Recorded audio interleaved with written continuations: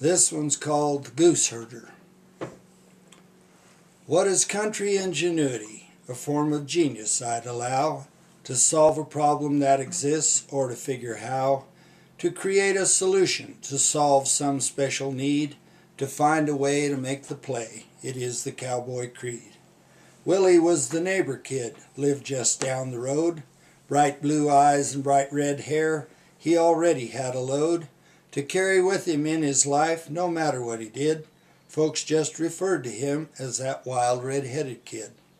He was just 9 years old the summer of this tale.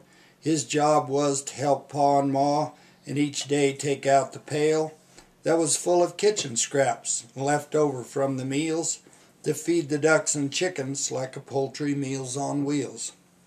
His grandma Martha lived with them. She had a flock of geese, and Will's pa put up with them, his mother to appease. But they were the most obnoxious creatures, though they were Grandma's special pride. They wandered here, they wandered there, and Will could not abide the mess they made of everything. They were a rowdy crew. The stuff they'd break or steal or take each day brought something new. They'd pull the washing off the line and drag it through the dirt. They'd terrorize the chickens and often do them hurt.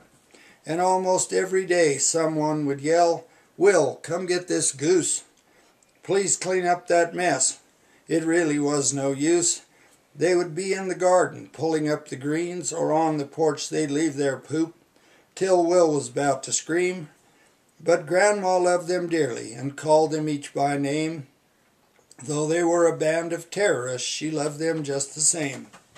One day Will's folks went into town and Grandma went along.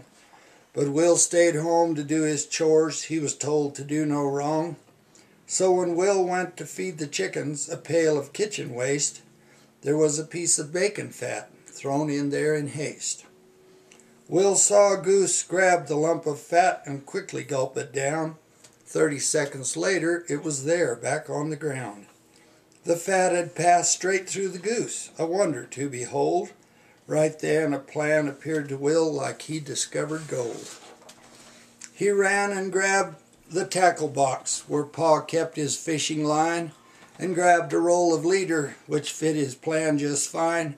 He tied the fat onto the line. The first goose grabbed the bait and gulped it down in a flash. She really couldn't wait to eat this greasy tidbit in a race to beat her friends.